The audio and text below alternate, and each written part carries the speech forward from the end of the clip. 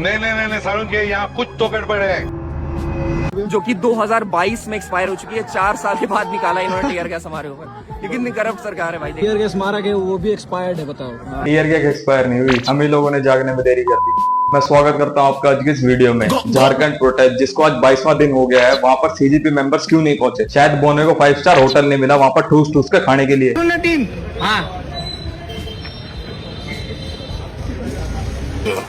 No. बहुत तेज हो रहा है। क्या? ये क्या बक रहे हो माधव? एक काम करो ना, सीधा बोल दो चूतिया काट रहे हो। प्रोटेस्ट नॉन बीजेपी स्टेट में हो रहा, वरना अभिजीत कब का होश में आ जाता। ये भोसड़ी क्या कर रहे हो? होश में आओ अभिजीत। और अभी इसने एक पोस्ट करी है कि इसका अकाउंट उड़ गया है। बाप रे! मैंने विद इन 10 मिनट चेक करा, मुझे तो दिख रहा है या तो इसने हमें चूतिया समझ रखा है या तो ये खुद राहुल गांधी 2.0 है। फ्रेंड्स किसी की इंग्लिश प्रोनाउंसिएशन का मजाक उड़ाना, वो भी तब जब खुद की जीबी रोड से बिलोंग करती हो। स्कॉलरशिप लेटर और एजुकेशन लोन का लेटर। क्या?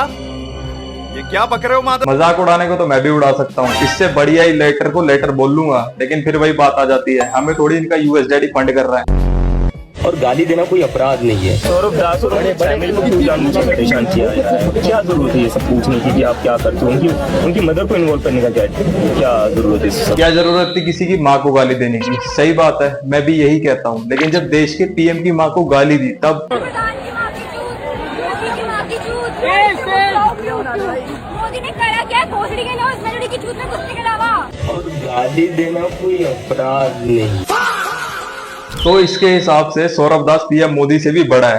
खैर इस बोने के हिसाब से तो आमिर खान भी इससे बड़ा ही है। दोस्तों, बाल कटवाने गए आमिर खान की हाइट देखकर जब नाई ने कुर्सी पर फट्टा लगा दिया तो आमिर खान इतना गुस्सा हो गए कि पहले तो उन्होंने नाई के गाल तक पहुंचने के लिए कुर्सी पर खड़े होकर उसे थप्पड़ मार दिया और फिर उसे सजा देने के लिए लगातार 4 बार लाल सिंह चड्ढा दिखा दी। इन्हें आम आदमी तो सपोर्ट करता नहीं है, तो करता कौन है? ओ अच्छा, ये तो पहले से कटवाने में माहिर है। हमारे आर्मी चीफ ने पाकिस्तान को वार्निंग दी और उसका रिएक्शन पता है कहाँ से आया? भारत से। भारत में किससे आया वो जानकर आपको बहुत तगड़ा झटका लगेगा। कॉकरोच जनता पार्टी के स्पोक पर्सन सौरभ दास का ये कहना है कि हमारे आर्मी की चीफ को और हमारी आर्मी को पाकिस्तान से इस तरीके से बात नहीं करनी चाहिए। इसके लिए ये प्राइम मिनिस्टर से लड़ रहा है, इनको तो खुद इनकी माँ से गालियां पड़नी चाहिए। सौरभ दास हरकतें भी दासियों वाली है, और इन भोसड़ी वालों की गांड में क्या खुजली मच जाती है जो ये पाकिस्तान को डिफेंड करने लग जाते हैं। इंडियन आर्मी के बारे में बोलते कभी आसिफ मुनीर का नाम सुना है? मैं हमेशा कहता हूँ और हम कहते हैं कि ये पाकिस्तान जो है एक अल्लाह का तोहफा है, इसमें अल्लाह की बड़ी बरकत है। तो ले आओ जो तुमने करना है। दाएं से आना है, बाएं से आना, ऊपर से आना, नीचे से आना, इकट्ठे आना है, किसी के साथ आना। एक बार मजा ना करा दिया ना तो पैसे वापस। लेकिन ये सब थोड़ी दिखता है, जैसे ईयरली 7 से 8 लाख कमाने वाला बंदा ईयरली 10 लाख से ज्यादा रेंट भर रहा है। तो ये जो मालिक हैं इसके, ये रहते हैं ऑस्ट्रेलिया में, और इस घर की कीमत जो है, जो रेंट है, वो सौरभ दास पे कर रहे हैं। 12 लाख पर ईयर का ये रेंट पे कर रहे हैं। सवाल वही है कि इतना पैसा एक साधारण स्टूडेंट के पास कहाँ से आया? मिडिल क्लास फैमिली है से बिलोंग करते हैं सौरभ दास। माँ बाप का भी इतना अच्छा खासा सपोर्ट नहीं है फाइनेंशियली। झारखंड प्रोटेस्ट में लोग कम क्यों आ रहे हैं जंतर मंतर के मुकाबले? क्योंकि वहाँ पर जुनैद भाई अपनी बिरयानी नहीं बंटवा रहे। 20 तारीख को दिल्ली जंतर मंतर से और संसद भवन तक, तो जितने लोग आ सकते हैं प्लीज जल्दी जल्दी जंतर मंतर आइए। जंतर मंतर तो ठीक है, अब झारखंड कब जा रहे हो? तुमने ये तो देखा होगा, सुबह चाय पकौड़े से लेके रात के डिनर तक कम से कम 3 से 4 बार खाना खिलाया जाता है। मुझे तो ये समझ नहीं आ रहा है भोसड़ी का लाखों खाना एक दिन में बंटवा कैसे देता है? 1000 इंसान के पीछे डेली दिन का कितना खर्चा आएगा? तुम अपना कैलकुलेटर ओपन करो और कैलकुलेट करके बताओ कितना खर्चा आ रहा है। 12 लाख रुपए। तो अब मेरा ये सवाल है, तो क्या जुनैद भाई सोने का अंडा देता है? और तुम नेहा बोरा के बारे में तो जानते ही होगे, ऑल इंडिया स्टूडेंट एसोसिएशन आयसा की प्रेसिडेंट। तो आयसा लेफ्ट विंग क्यों है?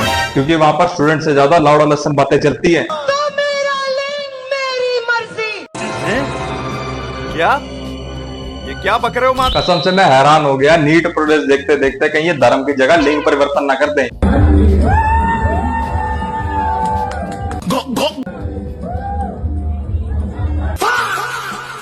अगर आप सच में चाहती हैं कि ब्राह्मणवाद जिंदाबाद रहे तो आप सड़कों पे मत घूमिए टी शर्ट और पैंट पहन के। आप घर जाइए, 4 दीवारी के अंदर लंबा सा घूंघट पहनिए और अपने जो पति हैं, अपने पिता हैं, उनके आगे झुक करके उनके पैरों के नीचे। बॉयफ्रेंड मुस्लिम है तो बुर्का कहाँ है? कॉस्मिक साइंस, ब्राह्मण के खिलाफ बकना था, बक दिया। खैर थोड़ी हिस्ट्री पढ़ी होती तो ज्यादा बढ़िया रहता। खैर जेएनयू स्टूडेंट्स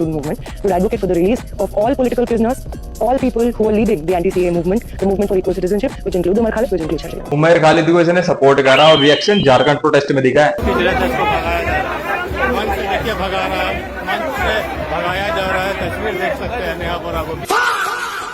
और इतना तो पक्षियों के पर नहीं करते जितना जेएनयू स्टूडेंट की लड़कियों के। जैसे जब मेरे फैमिली को पहली बार पता चलता है कि मैं लेफ्ट के किसी संगठन से जुड़ी हूँ, तो मेरे फादर तो फौज में है, तो वो मुझे सबसे पहला एग्जांपल यही देते हैं कि हमारे लोगों को मारा जाता है और तुम्हारे ही लोग मारते हैं, तुम इनके साथ कैसे जा सकती हो। बहुत कुछ रहता है। मेरे फादर ने मुझसे 10 साल से बात नहीं की है। क्या बात करें, कश्मीर में आर्मी हमारी शहीद हो रही है और तुम उन्हीं खूनियों को सपोर्ट कर रहे हो। फिर मेरा लिंग मेरी मर्जी। पॉलिसी इज दिस मेलनी समझ के तो नहीं पकड़ा था। फिर मैं वही कहूंगा, एक बार दूसरों को बोलने से पहले अपना गिरेबान झांक लेना चाहिए। इनके माइंड में घुस गया कि foreign policy is this. Congress के लिए कहा जाता था इन्होंने 70 साल राज करा है, गवर नहीं। और सोचो इन्होंने उस समय कितना गंद पाया होगा जो ये आज इंडियन और इटालियन पीएम के बारे में बोल रहे हैं।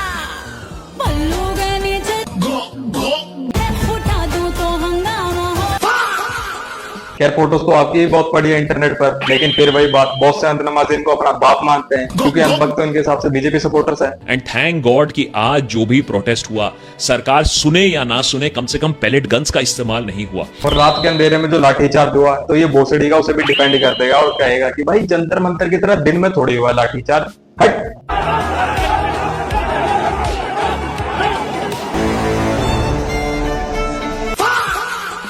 एंड थैंक गॉड कि आज जो भी प्रोटेस्ट हुआ, सरकार सुने या ना सुने, कम से कम पैलेट गन्स का इस्तेमाल नहीं हुआ। बस नाम का ही देशभक्त है और फिर यही चूते बाद में कहेंगे देश तो अभी भी आजाद नहीं हुआ, 15 अगस्त का क्या मतलब। लोड़े तुम्हारी जिंदगी के लगे पड़े हैं, फिर भी करते हो ना हैप्पी बर्थडे टू यू। आधा जनजी जाट हुआ है, साले बीए करके चौड़े होते हैं, इनकी जिंदगी जाट पड़ी है, फिर भी माँ बाप इनका बर्थडे सेलिब्रेट करते हैं क्योंकि तुम एग्जिस्ट करते हो। ऐसी भारत भी इंडिपेंडेंट एग्जिस्ट करता है, आजादी के।